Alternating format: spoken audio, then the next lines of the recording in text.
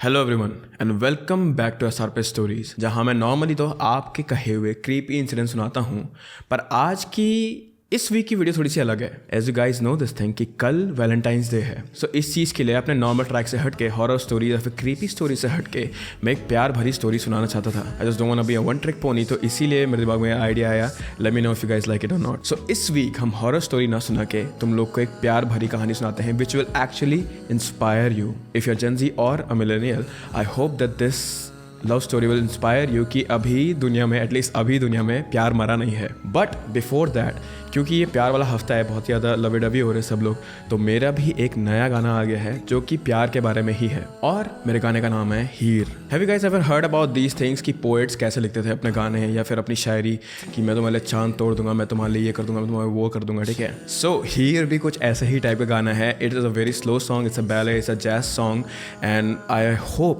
कि अगर तुम लोग इस वीक में अकेले हो, इस वैलेंटाइंस वीक में अकेले हो, या फिर पिछले साल तुम अकेले थे, या फिर इस साल तुम लोग अकेले हो, तो this song will put something in you, this song will make you warm. I genuinely hope कि ये सॉन्ग तुम्हारे लिए थोड़ा सा हेल्प करे, नहीं भी करे तो प्लीज़ सुन लेना। And here is a snippet of my song Heer which is available everywhere right now. लकीरों से लड़के तुझको पा मैं लूं, यूं हसीन हूँ, oh can't you see, you're the one, all of my life I've been waiting for। तो मैंने इस गाने का लिंक पिन कमेंट में भी दे रखा है, डिस्क्रिप्शन में भी दे रखा है, so please go listen to it. And yeah don't forget to follow me on Spotify. If you listen to my song, please don't forget to follow me on Spotify. और अगर ज़्यादा ही मन कर रहा है तो अपनी इंस्टा स्टोरी पर भी शेयर कर देना, मुझे टैग कर देवे, I will like it. Well, with that out of the way, let's start with the first time that I am doing this thing. Let's start with our first love story on this channel. प्यार कितना खूबसूरत शब्द है। जितना खूबसूरत ये शब्द है, उतनी ही खूबसूरत ये फीलिंग होती है अगर ये तुम्हें कभी गलती से महसूस हो जाए तो। एंड हम लोगों ने हमेशा ये चीज़ सुनी होगी कि लोग प्यार में कुछ भी कर सकते हैं। आजकल की डिजिटल दुनिया में किसी से मिलना, किसी से प्यार होना बहुत ईजी हो गया है। यहाँ तक कि मीलों दूर बैठे दो लोग को भी प्यार निभाने में मुश्किल नहीं होती है फ़ोन्स और सोशल मीडिया के थ्रू। पर अगर यही प्यार, बहुत ही ज़्यादा लंबे डिस्टेंस का प्यार, अगर 60 से 70 साल पहले निभाना होता तो थोड़ा मुश्किल हो जाता। और लॉन्ग डिस्टेंस प्यार के बारे में तो कोई सोच भी नहीं सकता, कोई सोचना भी नहीं चाहता है एक्चुअली। लेकिन उस ज़माने के प्यार की भी अपनी ही एक बात थी। एक दूसरे को खत लिखना, उस खत का इंतज़ार करना, चुपके चुपके अपने पेरेंट्स से छुपा के वो खत पढ़ना। और ऐसी ही एक प्यार की कहानी मैं तुम्हें आज सुनाने जा रहा हूँ, जो कि है PK महानंदिया की। प्रद्युमन कुमार महानंदिया एके PK महानंदिया का जन्म 1949 में हुआ था, उड़ीसा के अथमालिक गांव में। जिस दिन वो पैदा हुए थे, आसाम में एक रेनबो दिखा था, जिसे देखकर ज्योतिषों ने PK महानंदिया के पेरेंट्स को कहा कि ये बड़ा होके ऐसा कुछ काम करेगा जिसमें रंगों का इस्तेमाल होता है। उनके पिताजी एक पोस्टमैन थे और माँ घर संभालती थी। उनके 6 और भाई बहन थे। PK महानंदिया एक दलित परिवार से बिलोंग करते थे, जिसकी वजह से उन्हें हमेशा भेदभाव सहन करना पड़ा, चाहे वो गांव के लोग से होती या स्कूल में टीचर से। वैसे तो वो स्कूल जाते थे, लेकिन उन्हें क्लास से बाहर बैठा दिया जाता था, और वो ना किसी स्कूल के स्टूडेंट के साथ खेल सकते थे, ना उन्हें टच कर सकते थे। जैसे ही वो स्कूल के किसी बच्चे को हाथ लगाते गलती से भी, तो वो बच्चा भाग के नदी के पास जाता और अपने आप को साफ करता था। सो या बचपन से ही PK महानंदिया को ये सब डिफ़िकल्टीज फेस करनी पड़ी थी, लेकिन जैसे तैसे करके उन्होंने अपनी स्कूलिंग कंप्लीट करी। PK महानंदिया को बचपन से ही आर्ट का शौक था। उन्हें सबसे पहले अपनी माँ को घर की दीवारों पे कुछ चित्रकारी करते हुए देखा था, और उन्हें वो बहुत फैसिनेटिंग लगता था। तब से ही उन्हें आर्ट फील्ड में ही कुछ करना था। स्कूलिंग कंप्लीट करने के बाद उन्होंने आर्ट्स में डिग्री लेने का सोचा, लेकिन उनके पिता का कहना था कि आर्टिस्ट का काम कुछ खास नहीं होता है, इससे अच्छा तो वो इंजीनियरिंग कर ले। अपने पिताजी की बात सुन के उन्होंने अपने सपनों को एक साइड रखा। 11th-12th में साइंस ली, लेकिन वो कॉलेज के एग्ज़ाम्स में कुछ खास परफॉर्म नहीं कर पा रहे थे। इनफैक्ट जब क्लासेस होती तब वो पीछे बैठे अपने टीचर्स के स्केचेस बनाते थे। बहुत बार ऐसा होता था कि टीचर्स उन्हें पकड़ लेते और क्लास के बाहर खड़ा कर देते थे। ये तो बहुत एविडेंट था कि साइंस लेके भी उनके दिल में सिर्फ आर्ट्स ही थी, और जब दिल में कुछ और था तो ऑब्वियस सी बात है कि पढ़ाई में उनका मन नहीं लगता था, जिसकी वजह से वो फेल हो गए थे। फेल होने के बाद उन्हें ये डर था कि वो अपने पिताजी को ये सब कुछ कैसे बताएंगे। इस डर की वजह से उन्होंने अपनी जान लेने की सोची थी। वो अपने गांव के रेलवे ट्रैक के पास गए और ट्रैक पर अपनी गर्दन रख दी थी उन्होंने। उस दिन बहुत गर्मी थी, जिसकी वजह से ट्रैक गर्म हो गई थी और उनकी गर्दन की स्किन जलने लगी। उन्होंने सोचा कि जैसे ही वेदर थोड़ा ठंडा होगा वो फिर से यहाँ आएंगे। जब शाम को वो ट्रैक पर वापस गए अपनी जान लेने का प्लान पूरा करने के लिए, तभी पुलिस ने उन्हें पकड़ लिया और वहाँ से भगा दिया था। घर आने के बाद उन्होंने ठान लिया था कि ऐसे जीने का कोई मतलब नहीं है। दूसरे दिन वो जेब में 55 रुपए लिए घर से भाग गए। वो शांति निकेतन पहुंचे, लेकिन उनके पास इतना पैसा नहीं था कि आर्ट कोर्स में वो एडमिशन ले सके। वहां लोगों से पूछताछ करने पर उन्हें लोगों ने सलाह दी कि उन्हें खाली कोट आर्ट स्कूल उड़ीसा में एडमिशन लेना चाहिए। वहां से वो वापस उड़ीसा आए, उस आर्ट स्कूल के बाहर रास्ते पर सोए और अगली सुबह सबसे पहले वो लाइन में खड़े हो रखे थे और उन्होंने उस आर्ट स्कूल में एडमिशन लिया। स्कूल की ओर से एक दिन वो अपने क्लासमेट्स के साथ दिल्ली गए थे ट्रिप पे। वहाँ उन्होंने दिल्ली आर्ट स्कूल का बोर्ड देखा और जैसे ही वो अंदर गए उन्होंने तभी वहाँ एडमिशन ले लिया। जैसे कि मैंने कहा, वो एक गरीब बैकग्राउंड से आते थे। दिल्ली में उन्होंने एडमिशन तो ले लिया था, लेकिन उनके पास कहीं रहने के लिए या कुछ खाने के लिए भी पैसे नहीं थे। वो रात को कभी बस में या कभी टेलीफोन बूथ के पास में सो जाते थे। कभी कभी वो बहुत दिनों तक सिर्फ बोर खा के ही गुजारा करते थे। उनके पास कला के अलावा और कुछ भी नहीं था। इसके अलावा वो ऐसे ही कैजुअली स्केचेस बनाते थे, आते जाते लोगों के। एक दिन डीटीसी बस में एक अमेरिकन लड़की ने जब उनका पोर्टफोलियो और स्केचबुक देखा तो उन्होंने उससे रिक्वेस्ट करी कि वो उनका पोर्ट्रेट बनाए, और पोर्ट्रेट के समय उस अमेरिकन लेडी ने पीके जी को 20 रुपए दिए थे। तब उन्हें पता चला कि ओके, आर्ट से भी मैं पैसे कमा सकता हूँ। और उस दिन के बाद से वो हर शाम को कनॉट प्लेस के फाउंटेन के पास बैठते थे। वहाँ आते जाते लोगों के पोर्ट्रेट्स बनाते थे, इस होप में कि कोई उनके पास आएगा, उनसे अपना पोर्ट्रेट बनवाएगा और उन्हें कुछ पैसे मिल जाएंगे। बहुत बार ऐसा होता कि पुलिस उन्हें पकड़ के जेल ले जाती। वहाँ भी पीके जी पुलिस वालों के स्केचेस बनाते थे और वहाँ से निकल जाते। पर जो पीके महानंदिया जी को पता नहीं था वो ये था कि अभी तो उनकी सक्सेस की सिर्फ शुरुआत ही थी। पीके जी इतने अच्छे पोर्ट्रेट्स बनाते थे कि उन्हें अब लोकल न्यूज़पेपर में एज अ स्केच आर्टिस्ट का काम कभी कभार मिल जाता था। उन्होंने उस समय पॉलिटिशियंस के भी स्केचेस बनाए थे जो बहुत फेमस हुए थे, चाहे वो इंदिरा गांधी जी की हो या बीडी जत्ती की। और तो और उन्होंने वेलेंटीना टेरेस्कोवा, जो कि फर्स्ट वुमेन थी स्पेस में, उनका भी पोर्ट्रेट बनाया था। उनकी एक ही खासियत थी, वो ये पोर्ट्रेट्स सिर्फ 10 मिनट में बनाते थे और इसी चीज़ की वजह से लोग उनसे और भी प्रभावित होते थे, because he was actually good, really good. और वो सिर्फ 22 साल के थे। उनके बारे में कई आर्टिकल्स भी छपे थे इन लोकल न्यूज़पेपर।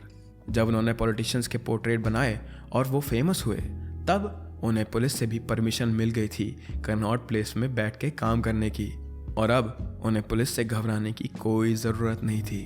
पीके महानंदिया हर शाम कनॉट प्लेस में अपने कैनवस और कलर्स के साथ बैठ जाते थे और उनके पास होता था एक बोर्ड जिस पे लिखा होता था a portrait in 10 minutes for 10 rupees.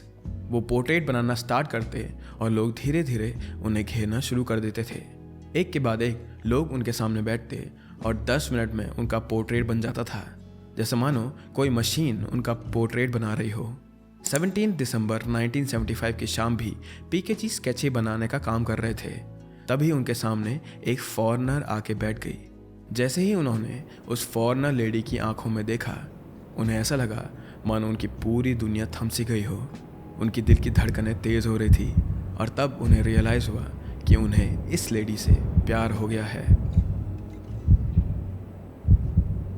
It was love at first sight और उन लेडी का नाम था शार्लेट वॉन स्केडिवन।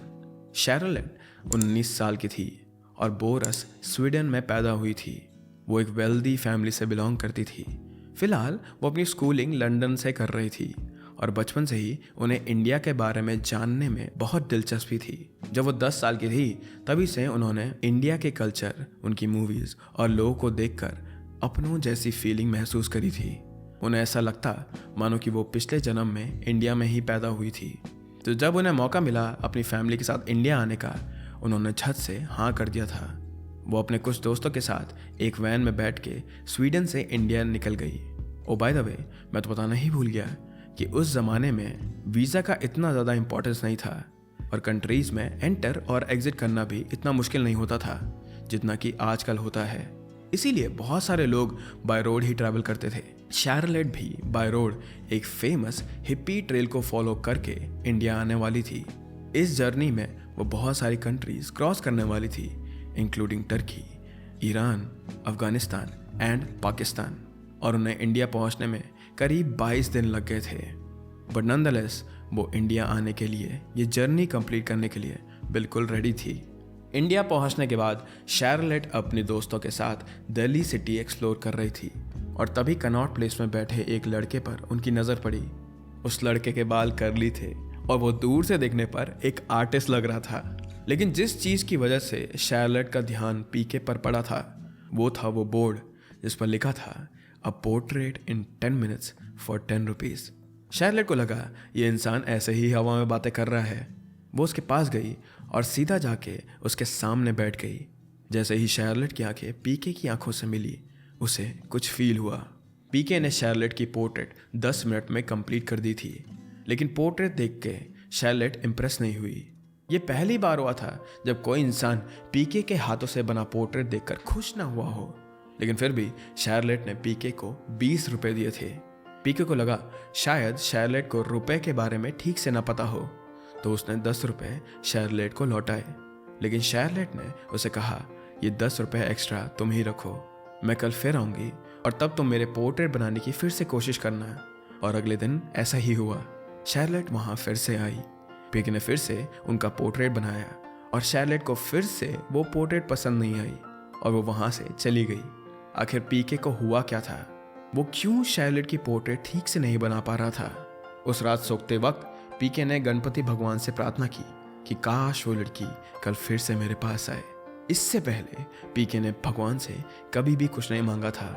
19 दिसंबर 1975 की शाम पीके अपनी रोज की जगह पर शार्लेट का इंतजार कर रहा था। वैसे तो उसे कुछ खास उम्मीद नहीं थी कि शार्लेट वहां आएंगी, लेकिन उसका दिल कह रहा था कि वो आएंगी। उसकी नज़र ट्रैफिक सिग्नल पर खड़ी लोगों की भीड़ पर पड़ी जो रास्ता क्रॉस करने का इंतज़ार कर रहे थे, और उस भीड़ में उन्हें एक जानी पहचानी सी शक्ल दिखी जो कि शार्लेट की थी। शार्लेट उसकी ओर चलते हुए आ रही थी। आज भी वो अपना पोर्ट्रेट बनवाने आई थी, लेकिन पोर्ट्रेट बनता इससे पहले ही उसने पूछा, क्या तुम्हारा सन साइन टॉरस है? शार्लेट ने कहा, हाँ, लेकिन तुम्हें कैसे पता? शार्लेट के क्वेश्चन को इग्नोर करते हुए उसने अगला सवाल पूछा, क्या तुम कोई म्यूजिकल इंस्ट्रूमेंट बजाती हो? शार्लेट थोड़ा सरप्राइज होकर बोली, हाँ, पर पीके ने फिर तीसरा सवाल पूछा, क्या तुम कोई जंगल की मालकिन हो? शार्लेट ने कहा, हाँ, लेकिन जंगल नहीं, एक छोटा सा फॉरेस्ट है वो। शार्लेट कंफ्यूज थी। उसके सामने एक लड़का था जिससे वो 2 दिन पहले तक न कभी मिली थी और ना ही उसे कहीं देखा था, और तो और उसने अभी तक उसका नाम भी नहीं पूछा था। तो इस लड़के को कैसे पता मेरे बारे में ये सब कुछ? इससे पहले कि वो पीके से कुछ पूछ पाती, पीके ने उससे कहा, क्या तुम मुझसे शादी करोगी? मैं पूरी तरीके से समझ सकता हूँ कि शार्लेट को ये शब्द सुन के कितनी हैरानी हुई होगी। आज के ज़माने में किसी के बारे में डिटेल्स निकालना कोई बड़ी बात नहीं है। सोशल मीडिया पे ऑलमोस्ट हर एक इंसान अपनी लाइफ के बारे में पोस्ट करता है, लेकिन 1970s में अगर कोई इंसान किसी स्ट्रेंजर के बारे में इतना जानता हो, वो भी एक ऐसा स्ट्रेंजर जो किसी और कंट्री का हो, then it definitely was a big deal. दरअसल बात ये थी कि जब पीके महानंदिया जी छोटे थे तब उनकी माँ ने उनसे कहा था कि उनकी कुंडली में लिखा है उनकी शादी किसी फॉरेन लड़की से होगी जिसका सन साइन होगा टॉरस, जो म्यूजिकल बैकग्राउंड से होगी और जिसके पास अपने खुद का जंगल होगा। पीके जी की माँ इस कुंडली पर इतना विश्वास करती थी कि उन्होंने पीके जी की अरेंज्ड मैरिज नहीं करवाई थी, और उस ज़माने में ऑलमोस्ट सभी की अरेंज मैरिज होती थी, वो भी यंग एज में। और जब उन्होंने उस शाम शार्लेट को पहली बार अपने सामने बैठा देखा था, उन्हें अचानक से अपनी माँ की कही हुई बात याद आ गई थी और उनके दिल से आवाज़ आई कि यही वो लड़की है जिसके बारे में माँ ने मुझे बताया था। इसी की वजह से पीके जी जो शार्लेट की पोर्ट्रेट बना रहे थे वो इतने अच्छे नहीं थे, क्योंकि शार्लेट को सामने देखकर उनके हाथ काँप रहे थे। उन्होंने बड़ी हिम्मत करके शार्लेट से वो 3 सवाल पूछे थे। उस दिन तक उन्हें शार्लेट का नाम भी नहीं पता था, पर उस दिन के बाद से वो दोनों हर रोज़ मिलने लगे। शार्लेट को पीके की ऑनेस्टी बड़ी अच्छी लगने लगी और दोनों को एक्चुअली प्यार हो गया था। पीके जी शार्लेट को प्यार से लोटा बुलाते थे। पीके जी ने शार्लेट को अपने गांव आने का ऑफर दिया और शार्लेट ने हाँ भी कह दिया। उड़ीसा में पहुंच के सबसे पहले पीके जी शार्लेट को कोणार्क टेम्पल ले गए। कोणार्क टेम्पल को देखते ही शार्लेट इमोशनल हो गई। इस मंदिर के व्हील की फोटो फ्रेम शार्लेट के लंदन के रूम के दीवार पर टंगी हुई है, जिसे शार्लेट रोज देखती थी। लेकिन उसे ये नहीं पता था कि वो इंडिया के किस जगह के मंदिर की है, और आज वो व्हील उसकी आंखों के सामने था। ये कोई कोइंसिडेंस तो नहीं हो सकता है। वहां से पीके जी शार्लेट को अपने घर ले गए। पीके जी के पिता से मिलते वक्त शार्लेट ने एक साड़ी पहनी थी, जिसे देखकर पीके जी भी सरप्राइज हो गए थे। उन दोनों ने महानंदिया जी के पिताजी और परिवार वालों से आशीर्वाद लिया और दोनों ने ट्राइबल ट्रेडिशन को फॉलो करके शादी कर ली। दोनों साथ में 1 महीने तक रहे और दिन कब गुजर रहे थे उन्हें पता ही नहीं चल रहा था। अब वक्त आ चुका था शार्लेट के घर वापस जाने का। शार्लेट चाहती थी कि पीके उनके साथ स्वीडन चले, लेकिन पीके की पढ़ाई अभी भी बाकी थी। उन्होंने एक दूसरे से प्रॉमिस किया कि जल्द ही वो दोनों एक साथ होंगे। 1 साल तक ये दोनों एक दूसरे से लेटर्स के थ्रू बातें कर रहे थे, पर फाइनली पीके जी की पढ़ाई पूरी हो चुकी थी और अब वो अपनी बीवी शार्लेट से मिलने के लिए एक्साइटेड थे। उन्होंने फ्लाइट टिकट की इंक्वायरी की। तब उन्हें रियलाइज़ हुआ कि उनके पास इतने पैसे ही नहीं हैं कि वो फ्लाइट से स्वीडन जा सकें। उन्होंने बहुत सोचा और फिर डिसीजन लिया कि वो अपना सब कुछ बेचकर एक साइकिल खरीदेंगे और साइकिल से ट्रैवल करके स्वीडन पहुंचेंगे।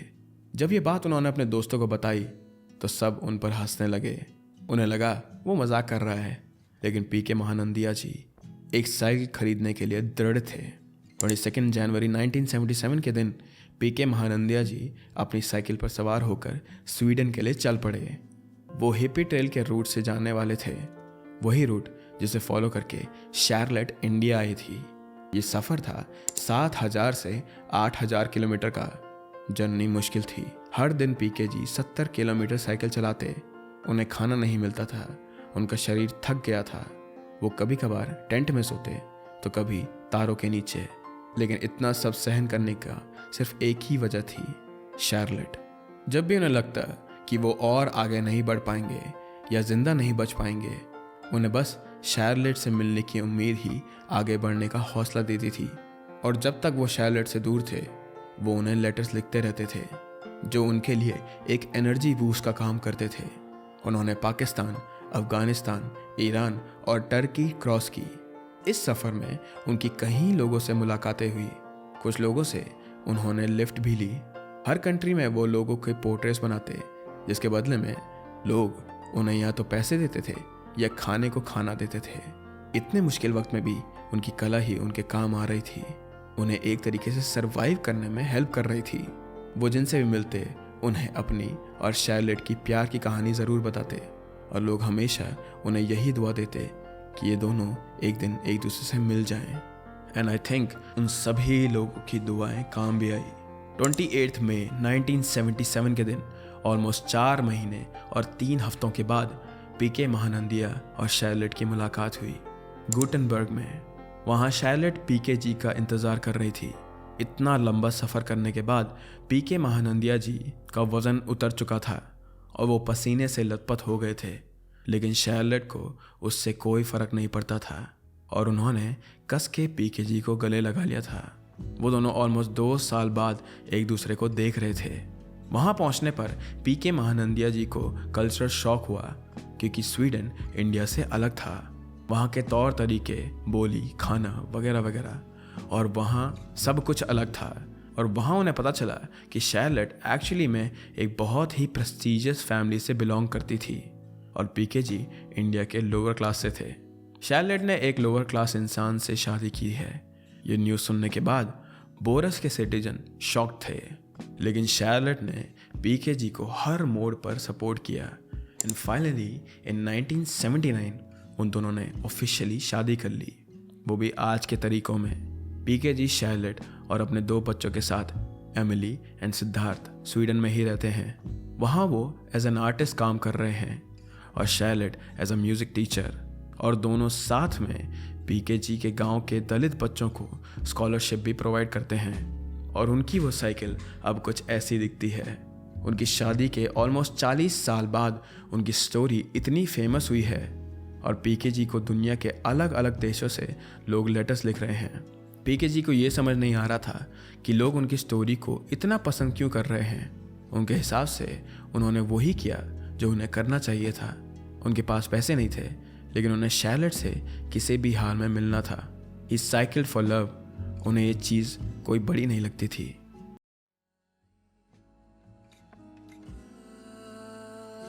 ये कहानी सुन के ऐसा लगता है जैसे किसी फिल्मी डायरेक्टर ने लिखी हो ये, but this is a real story जिसके ऊपर पक्का कोई ना कोई मूवी बना ही देगा। इस कहानी में ये चीज़ तो क्लियर है कि अभी भी अगर इफ़ यू सच्चे दिल से अगर तुम किसी से मोहब्बत करते हो तो अभी भी प्यार में बहुत ही सारी ताकत छुपी हुई है, जो कि तुम्हें किसी भी सरहद पार करने के लिए बहुत सारी ताकत दे सकती है। एंड विद दैट हमारी आज की स्टोरी यहीं पे समाप्त होती है। Again guys, please don't forget to listen to my song here which is specially for you. Valentine's day का गिफ्ट समझ लो ये मेरी तरफ से तुम्हारे लिए। And I hope that you guys are happy, healthy, and I will see you next week. Bye bye, take care of yourself. लकीरों से लड़के तुझको पा मैं लूं, यूं हसीन हूँ, oh can't you see, sure